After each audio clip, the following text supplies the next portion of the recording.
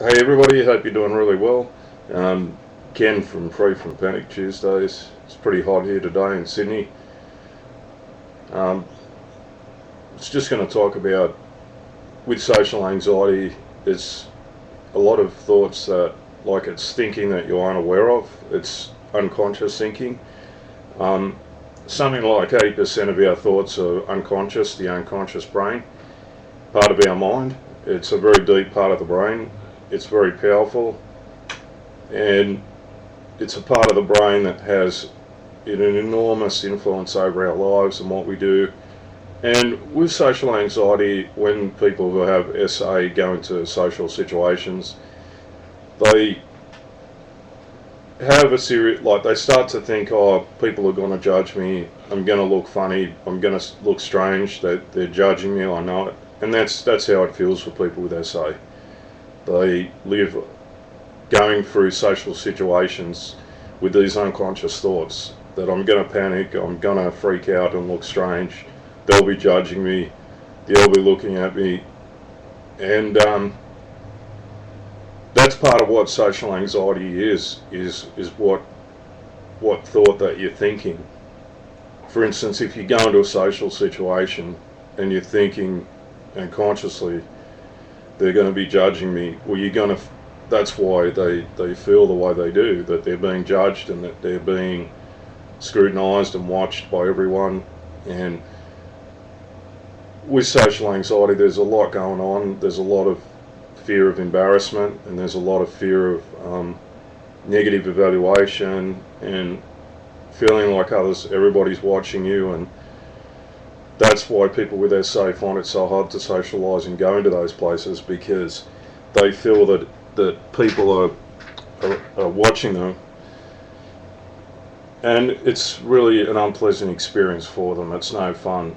And I had to keep a lot of thought diaries. The thought diaries were hourly, and they had to write down what I was thinking and what evidence there was for it, because you begin to see, as you write down your thoughts, that there's no actual evidence as to why you're thinking like that, and why there's just no evidence. It's what thoughts that you have about socialising that are the problem within your own mind.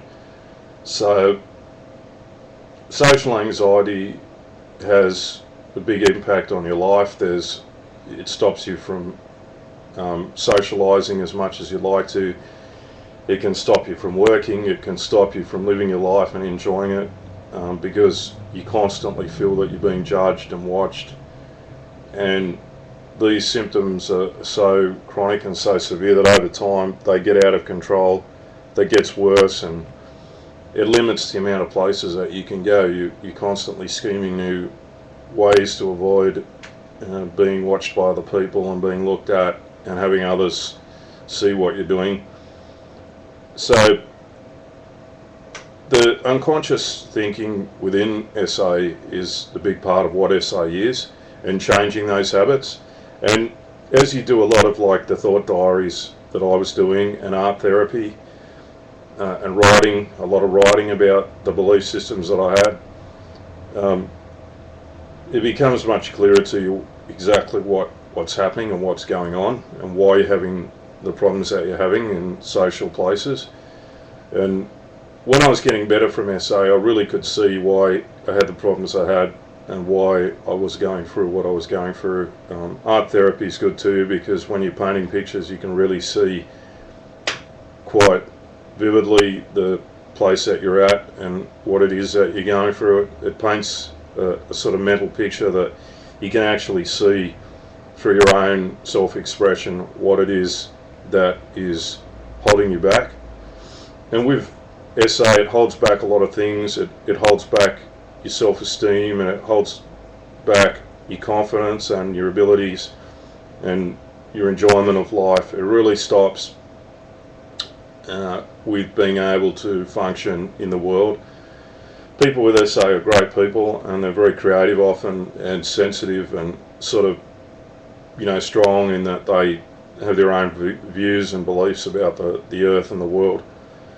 But social anxiety really causes a tremendous amount of distress within their life, and a lot of sadness and a lot of pain too, because when you are stuck in SA, your whole world is living that. You're living like that all the time, in the day and the night. Well, even when you get up in the night and in the day, it's still there.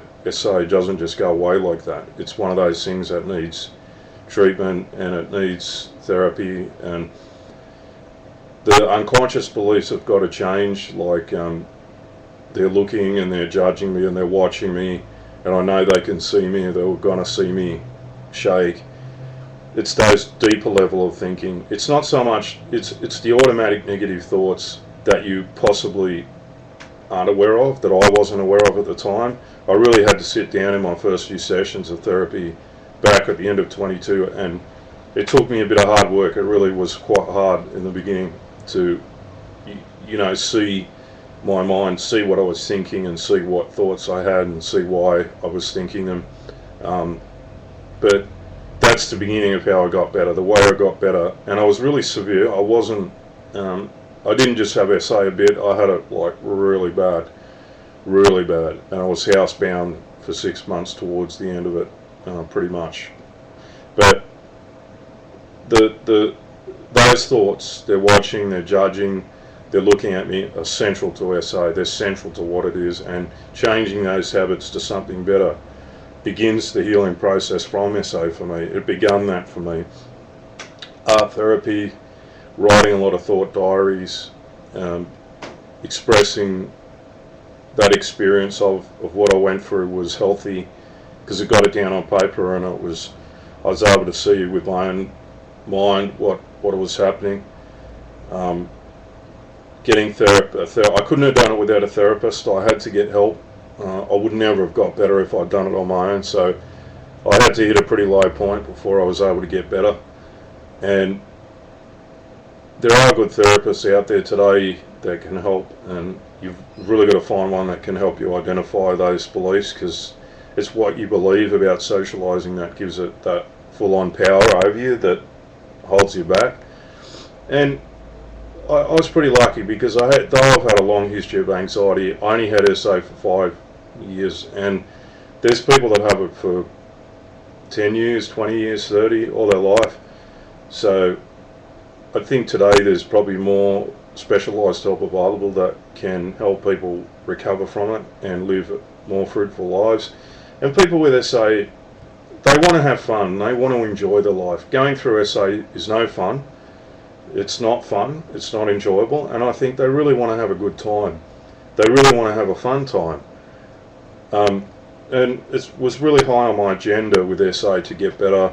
As I got better, to do normal things, like things I couldn't do before, like going to a nightclub or going to a party or going to the beach or talking with friends without actually being so anxious and believing I was being judged all the time and watched.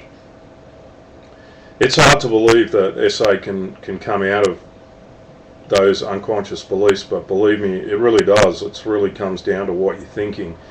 And I had panic attacks as well, pretty bad. I had terrible tremors. I was really afraid. I was really nervous. It held down everything good about my life, and it created a real nightmare to live.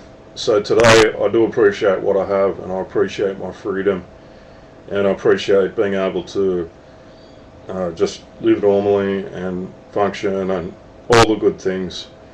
So social anxiety isn't a good experience for me. It wasn't, and it isn't for most people. It's a very tough time in their lives, because there's a lot going on, and there's a lot of anger as to why do I have this, and I'm not sure anybody really knows. And for me, it was all related to, my history growing up with somebody who had alcohol problems, and family history too can play a part in it. Family tree, when I sort of did mine, I saw a lot of things like that. People had problems very similar, like agoraphobia and mental breakdowns and things. But you can get better, and there is hope available for people with SA today to improve, and live better lives and live a better quality of life and be free. It just takes a lot of work, and it just takes a lot of work. So if you have any questions, fire away. I'm happy to answer them. Take care. Have a good week. Thanks.